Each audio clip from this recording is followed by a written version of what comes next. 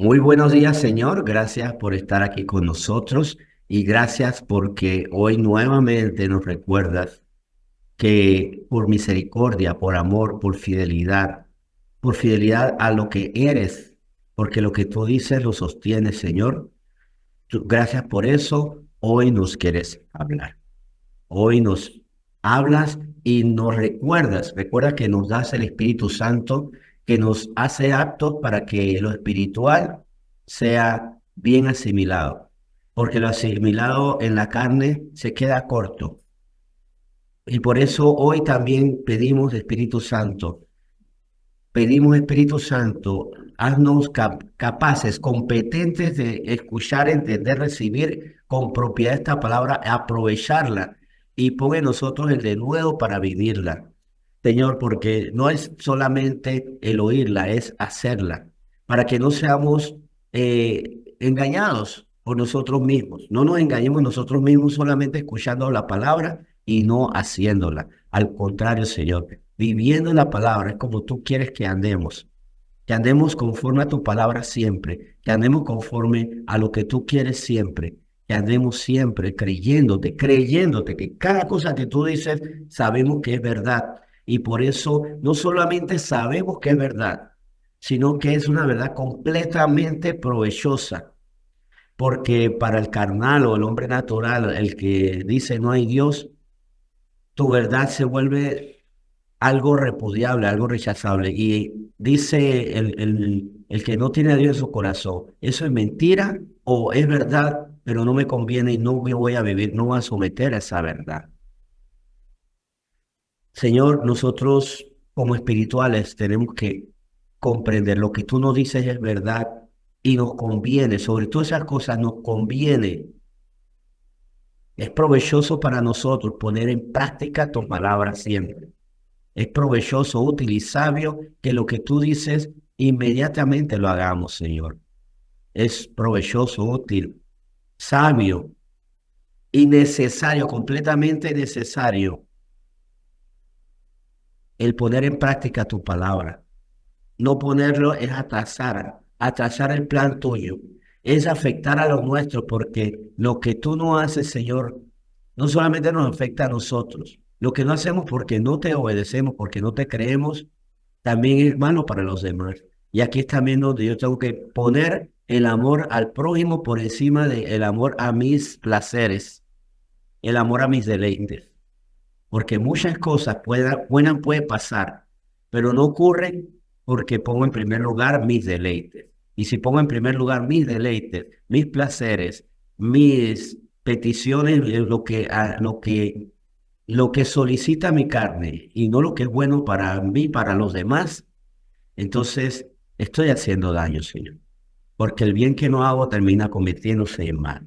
Señor, por eso hoy debemos hacer un compromiso, que la palabra que nos digas sea ineludible, que sea ejecutable inmediatamente y que seamos perseverantes en vivir conforme a lo que hoy tú nos vas a instruir para que nos vaya bien en todas las cosas.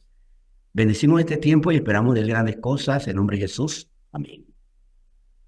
Amén, muy buenos días, gracias por estar aquí conectados y vamos a compartir esta palabra titulada Revelación General y Especial.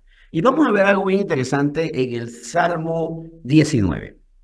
En el Salmo 19, un canto de David, vemos que hay una revelación que él dio para toda la tierra, para el pueblo, pero también en un momento dado, Dios le habla a él en forma personal. Y eso es interesante porque Dios tiene planes por ejemplo, vamos a poner en el contexto de la iglesia. Para todos nosotros como iglesia tiene una revelación. ¿Para qué Él nos quiere? Para que seamos su cuerpo, obviamente. Porque si uno dice, es que yo todavía no encuentro para qué es la iglesia. Bueno, si la iglesia es cuerpo de Cristo, es primero que todo para estar conectada a la cabeza. ¿Y la cabeza qué quiere? ¿Para qué vino Cristo a la tierra? Para salvar al que está perdido, para rescatar al que estaba ya esclavo del pecado, para trasladar a las personas de las tinieblas a la luz resplandeciente. O sea, una iglesia quiere tener sentido. Rescate personas, restauremos vidas. Ya a cada quien le va a decir cómo hacerlo, con qué énfasis, con qué lenguaje, a qué zonas, a qué regiones, a qué personas, por supuesto. Pero en términos generales, para eso está la iglesia. Pero dentro de la iglesia hay una multitud de operaciones, de funciones, de ministerios. Y conforme a los dones que el Señor imparte a esa misma iglesia, a cada quien le va a poner una función, una o más funciones. Pero vamos a ver cómo David en el Salmo 19 nos muestra que hubo una revelación que él dio para todo el mundo, para todo. Y cómo por medio del mismo mundo, por medio de las cosas hechas por él, él nos habla. Porque muchas personas pueden decir, pero es que yo no he visto a Dios, pero yo puedo, como yo no he visto a Picasso, nunca lo vi, o sea, lo he visto en foto. Pero hay, incluso hay pintores del que, no, que nunca lo he visto ni en foto, pero sí conozco sus obras y entiendo su existencia por lo que hicieron. Bueno, así mismo es con Dios. Esto no es solamente para el arte o para la música. Oye una canción y sé que existe un músico que la hizo. Después me enteraré el nombre. En el caso de Dios, ¿cómo lo conocemos? Salmo 19, desde el versículo 1, nos dice, los cielos cuentan la gloria de Dios y el firmamento anuncia la obra de sus manos. Un día emite palabras a otro día y una noche a otro. Y una noche a otra noche declara sabiduría.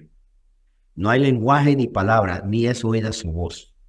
Por toda la tierra salió su voz, y hasta el extremo del mundo sus palabras, en ellos puso tabernáculos para el sol. Vamos a seguir un poco más adelante, porque me parece interesante el resto del Salmo, pero en estos 4 primeros versículos, primero nos habla de que para todas las personas, es una revelación general, para toda la creación, y todo lo que hay, sobre todo los que podemos razonar y percibir, porque los animales perciben la creación. Ellos perciben el alimento, perciben el agua, perciben el aire, perciben estas cosas, pero no pueden razonar como nosotros acerca de lo creado. Sin embargo, para ellos también está la creación. Ahora, para nosotros entonces es inexcusable entender que si los cielos fueron por alguien creados, gloria a quien creó los cielos, algo que nosotros podemos admirar y todavía no terminamos de comprender y que tampoco podemos fabricar, porque no podemos fabricar cielos, no podemos fabricar espacios como el Señor. O sea que evidentemente los cielos cuentan la gloria de alguien que es superior, que crea y que crea con un orden perfecto. Y la ciencia se maravilla, entre más va profundizando, cada día más se va maravillando en la creación armónica, también balanceada, con todo también puesto para la misma creación, el mismo universo no colapse. Y se ha sostenido por millones de años el universo, desde antes que el Señor lo creara, para que, o sea, a partir del momento de la creación, a partir del momento de la creación, lo que estaba antes de la creación era el Señor, donde no había tiempo, Él siempre estaba. Y se ha sostenido porque fue perfectamente diseñado. Por eso los cielos cuentan la gloria de Dios por la perfección de esa creación, no solo porque están, sino porque son perfectos. Y el firmamento anuncia la obra de sus manos. Y ahí es donde también está el principio este. ¿Cómo sé que hay un Dios? Porque un Dios es creador. Y para ser creador tiene que ser completamente poderoso, todopoderoso. Tiene que tener un conocimiento perfecto. Recuerden que la naturaleza tiene leyes perfectas. Y por supuesto, tuvo que estar en todas partes poniendo todo en orden. O sea que es omnisciente, omnipresente, omnipotente, omnisciente. O sea, es Dios. Y no puede haber sido creado por nada, porque si alguien creó a Dios, entonces ese sería el Dios de Dios. Entonces mucha gente dice, ¿quién creó a Dios? Como si con eso se resolviera. Me parece curioso, porque muchas veces nosotros para negar a Dios dice, pero entonces ¿quién creó a Dios? Eso no niega a Dios, sino más bien habla de la necesidad de que tiene que haber un creador. Es decir, alguien tuvo que haber creado a Dios, implica que necesita haber un creador. O sea, quien dice esto para decir que no hay Dios, da un disparo en el pie, porque en vez de negar al creador, sustenta que es necesario que haya alguien que crea, por ejemplo, a Dios, pero es que Dios no fue creado por mano de nadie. Él en sí mismo se sustenta. Esto es un misterio que es muy grande, pero que es cierto. Dios no necesitó ser creado por nadie. Dios no tuvo inicio y no tiene fin. es eterno. Bien, seguimos leyendo y por eso por toda la tierra salió su voz y hasta el extremo del mundo las palabras. En ellos puso tabernáculo para el sol. O sea, toda la tierra está para la adoración del Señor. Y aquí es donde hay un punto donde nosotros tenemos que saber jugar nuestro rol. Estamos aquí reconociendo al Dios creador que nos dio la vida, que nos colocó en un lugar privilegiado. Y aquí vuelvo a apelar a la ciencia. Los científicos se maravillan también porque han buscado muchos planetas, pero en ninguno han podido encontrar las condiciones perfectas que tiene la Tierra, las perfectas condiciones en cuanto al aire, al agua, a la presión atmosférica, en cuanto a la temperatura, en cuanto a muchas circunstancias para que haya vida.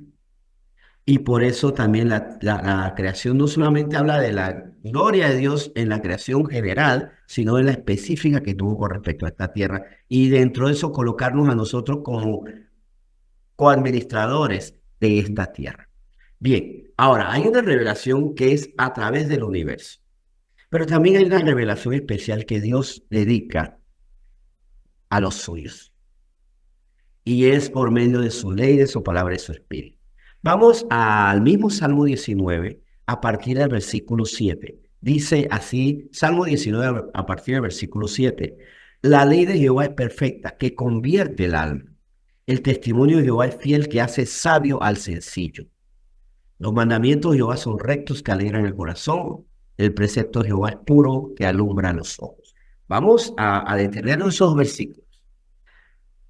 Hay algo que no solamente ya excluye, aparte de la creación, que son los animalitos y las plantas, pero incluye, encierra y es especial para los seres humanos, la ley de Dios. La naturaleza se beneficia de las leyes físicas, químicas, las leyes ambientales, pero en cuanto a la instrucción, en cuanto al conocimiento de Dios, en cuanto a la revelación de quién es Dios para adorarle en espíritu y de verdad, conscientemente, solamente es para nosotros. Ahora, dentro de eso, es especial para, siendo para todos, para los que creen. Aquí se va como cerrando el círculo. Ahora, en el círculo de lo general a lo especial, hay seres que se quedaron por su propia naturaleza, como vuelvo y repito, animales, flora y fauna, y también el recurso mineral. Eso se excluye por su propia naturaleza. Ahora, cuando viene la revelación especial, sí está esta nota donde todos tenemos la oportunidad, porque de tal manera amó Dios al mundo que dio a su Hijo unigénito para que todo aquel que Él crea no se pierda, mas tenga vida eterna. El Señor murió para todos. De tal manera amó Dios al mundo que envió su Hijo unigénito. Lo envió para morir. Pero donde se excluyen los que no creen en Él. Para que todo aquel que en Él crea, o sea, el mundo fue, para el mundo Dios vino. El Señor Jesucristo, Dios encarnado, vino aquí a la tierra. ¿Y quiénes se excluyen? Los que deciden excluirse. ¿Y qué es lo que nos excluye del Señor? ¿Qué es lo que nos deja fuera y que haya revelación que no vaya para nosotros si nos excluimos? Nuestra actitud ante la verdad. Todos nos confrontamos con la verdad. ¿Qué hacemos con ella? Es lo que nos incluye o nos excluye. ¿Qué hacemos ante el hecho cuando nos presenta a Cristo? Cristo vino por ti, porque tú eres pecador, porque la paga del pecado es la muerte, mas la dádiva de Dios es vida en Cristo Jesús. Ahí es donde nosotros o nos excluimos o nos incluimos. Tenemos que tomar una decisión. Tenemos que tomarla. El Señor, o sea, y con esto no es que seamos buenos, es ser justo, es reconocer lo justo. Porque por buenos no nos vamos a salvar, sino por reconocer la justicia de Dios. Y con esto también que quede claro aquello que se dice que entonces es mérito del hombre la salvación y no de Dios. No, es mérito de Dios, Él puso todo. No es mérito mío reconocer que algo es verdad. Me demerita el no reconocer la verdad y decir eso es mentira. Así que el hombre no entra por mérito, sino porque no se demeritó, porque no se excluyó, porque fue lógico, fue justo. O sea, tiene que haber por lo menos esa cuota de mí, reconocer que yo estoy mal y que necesito salvación. Por eso siempre el llamado fue arrepentidos y convertidos. Arrepiéntanse de lo que han hecho y aceptan que no pueden seguir viviendo así y conviértanse al Señor. Entonces, cuando entramos en esa categoría, Salmo 19 que estamos leyendo, insistimos entonces en lo que dice aquí. Cuando hay un reconocimiento de que, como dice el versículo 7, el versículo 7, sí, la ley de Jehová es perfecta, que convierte el alma. Y aquí apelo a lo que dije hace poco, arrepentidos y convertidos. Pero ¿por qué me arrepiento? Porque la ley de mi carne reconozco que es mala, que mis obras son malas, que estoy mal, que estoy equivocado, que soy sujeto a condenación. Entonces me arrepiento porque desecho la ley de mi mente, de mi idiosincrasia, de mi entorno, de las tradiciones familiares o nacionales en cuanto a, a mi forma de relacionarme con las demás personas, con mi esposa, con mis hijos, mis formas pecaminosas de administración de recursos. Renuncio a eso y digo, la ley de Jehová es perfecta. Lo que Dios dice es perfecto. Y me convierto a la ley de Dios. Me convierto a la verdad de Dios. Me convierto por principio. Y aquí no sigo al Señor porque así voy a ganar mi salvación, sino porque he reconocido, porque siendo salvo, porque me he arrepentido, porque niego lo que yo decía que era bien, para ahora decir, Dios tiene razón, entonces doy evidencia de salvación porque soy una nueva persona. Y aquí también quiero que quede claro. No hacemos buenas obras para ser salvos, sino porque somos nuevas criaturas salvas. Por eso es que somos auténticos. Porque el que hace buenas obras para ser salvo, puede hacerlas aunque su corazón todavía no sea purificado. Más bien el que hace buenas obras porque tiene nueva naturaleza y porque tiene una naturaleza, porque se arrepintió de la vieja naturaleza y porque se arrepintió de la vieja naturaleza porque reconoció que su ley de vida es imperfecta, es dañina, es contaminante y reconoce que la ley de Dios es perfecta, entonces se convierte de la vieja persona que no solo acataba la ley del mundo, sino que amaba los rudimentos del mundo, amaba sus leyes impuras, sus principios estrafalarios, malos, negativos, contaminantes y demás, rechaza eso y ahora se convierte a ser seguidor de Cristo. Quien hizo todo perfectamente y ahora quiero imitarle a él. Que voy a tropezar en el pecado porque todavía tengo que deshacerme del pasado, sí, porque los cristianos tenemos la dinámica de cada día deshacernos de más cosas de nuestra vieja naturaleza. ¿Por qué? Porque reconocemos que la ley de Dios es perfecta y no puedo vivir con esa ley que a veces me quieren mandar. Entonces ahí que vemos, como dice el versículo 7, el testimonio de Jehová es fiel, que hace sabio a sencillo. Yo cuando actúo con sabiduría es porque sigo la ley de Dios. Es porque en mi sencillez, en mi baja condición reconozco que estoy equivocado. Y por eso, como dice en esta revelación especial, para los que han entendido esto, el versículo 8, los mandamientos de Jehová son rectos, que alegran el corazón. El precepto de Jehová es puro, que alumbra los ojos. Miren, cuando nosotros nos convertimos, y esto es también una evidencia de que somos nuevas criaturas, cuando nos convertimos al Señor, los mandamientos de Dios que son rectos alegran nuestro corazón. Si usted es un cristiano que cumple la ley de Dios, pero eso le produce inconformidad, oh, ya no me puedo embriagar, o porque embriagarse es disolución, y eso me trae frustración. Si no puede practicar impureza sexual, porque dice la ley, y eso no le produce satisfacción, más bien amargura, entonces usted está viviendo algo como actor y tal vez pretendiendo la salvación sin tener primero la naturaleza del salvo. ¿Y cuál es la naturaleza del salvo? El que ha renunciado al pecado y que lucha contra él y que se alegra en cumplir la ley de Dios. El que es nueva criatura se alegra a cumplir la ley de su nueva condición. Le parece maravilloso. El versículo 9, vamos a seguir leyendo ya prácticamente y para ir concluyendo. El temor de Jehová es limpio, que permanece para siempre. Los juicios de Jehová son verdad, todos justos. Y esto es interesantísimo, siguiente versículo. Deseables son más que el oro y más que mucho oro afinado, y dulces más que la miel y que la que destina del panal. Tu siervo además es amonestado con ellos, en guardarlos hay grande galardo. ¿Quién podrá entender sus propios errores? ¿Quién podrá entender sus propios errores? Da la respuesta. Líbrame de los que me son ocultos. Preserva también a tu siervo de las soberbias, que no se enseñoreen de mí. Hay una revelación muy especial para los que se han rendido a la ley de Dios, que muchas veces no van a entender sus errores, pero el Dios le va a revelar. Porque cuando dice el salmista, líbrame de los que me son ocultos, es que Dios revela en una revelación muy especial. Tú todavía tienes esto.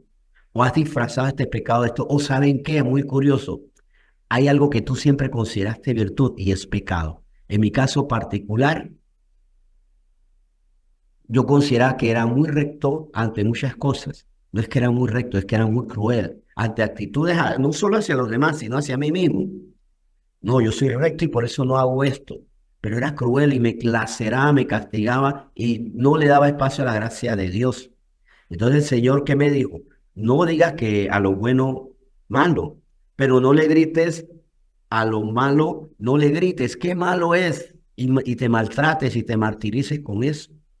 Pero esa revelación, ¿para quién está? Para los que dicen la ley de Dios es perfecta, que convierte el alma. Aquí vemos entonces la revelación general para todos. Hay un Dios que se manifiesta a toda criatura, que escribió su nombre desde el universo, en la creación está escrito, en la perfección de todo está escrito. ¿Quién es el autor de esa perfección?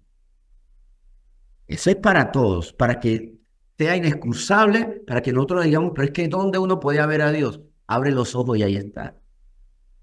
Pero si ya yo paso por una decisión donde yo reconozco, no porque yo sea bueno, sino que reconozco, o sea, la salvación no es porque yo soy bueno, sino porque reconozco que Él es bueno, que Él es justo, y que yo estoy mal, y que no puedo seguir viviendo conforme a mis principios decadentes, pecadores, impuros. Entonces, y cuando digo, no solamente reconozco que Dios es bueno, que Él es justo, que su ley es perfecta, sino que abrazo esa ley, abrazo su principio, abrazo su naturaleza. Entonces hay una serie de revelaciones especiales que me llevan a gozarme de sus mandamientos, que me llevan a conocer los secretos de mi corazón y que está disfrazado muchas veces de virtud, pecado disfrazado de virtud. Hay una serie de condiciones especiales, pero para nosotros no solo entrar ahí, sino sostenernos, porque puede ser que un día yo entré y después no me sostuve y ya a lo malo comencé a decirle bueno. Debo siempre reconocer no solo que la ley de Dios es perfecta, sino convertirme a ella, convertirme a ella, convertirme a ella. Porque hay personas que dicen, yo sé que Dios es bueno, pero no le sigue, no le acepta. Para que vivamos en esa revelación especial, en esa comunicación especial, tenemos que tomar una decisión, sostenernos en dos cosas. Dios tiene la razón y me convierto a su verdad. Dios es la verdad y renuncio a mi mentira. Para que no seamos aquellos que, conociendo la verdad, no la viven. Vamos a orar. Señor, muchas gracias porque a toda la creación tú le revelaste algo, que tú eres Dios, que tú eres creador, que tú eres poderoso. Ahora tu verdad, tu justicia, también es mostrada para todos, porque para todo el mundo fue claro que, y es conocido, y no ha podido ser refutado por historiador alguno, que tú, Señor Jesucristo, moriste inocentemente por nosotros, y no hay historiador que te pueda achacar de verdad pecado alguno, y que tú resucitaste, y que ahora estás en los cielos, sí. Eso fue una revelación para todo el mundo. Todos tenemos acceso a esa información. Mas ahora, Señor, está la revelación especial. ¿Para qué moriste? Para que reconozca que tú tuviste que rescatarnos porque estamos viviendo mentiras contaminantes, venenosas, nocivas, que nos llevan a la condenación. Ahí está la revelación especial para los que, convertidos al Señor, dicen entonces, muéstrame y dame el gozo de vivir tu palabra, dame una nueva naturaleza para vivir tu palabra. y muéstrame las cosas ocultas que todavía no he descubierto, o aquellas que disfracé hasta de virtud, pensando que eran buenas. Señor, yo te doy muchas gracias porque tú nos sostienes y nos dices hoy, para que no sea solamente lo que recibe la revelación general de que existe un Dios, sino que hay un Dios personal que te sostiene, te sustenta, que tiene cuidado de ti, que te muestra cosas que nunca habías imaginado. Para tener esa revelación especial, solamente sostente en dos verdades. Tú eres la verdad, tú eres la justicia, y segundo, me convierto en esa verdad, esa justicia, renunciando a mis mentiras y mi injusticia. Y cada día tengo que renunciar a la mentira, a la injusticia, para sostenerme en ti y recibir la revelación especial de que soy hijo tuyo. En nombre de Jesús bendecimos esta palabra. Amén.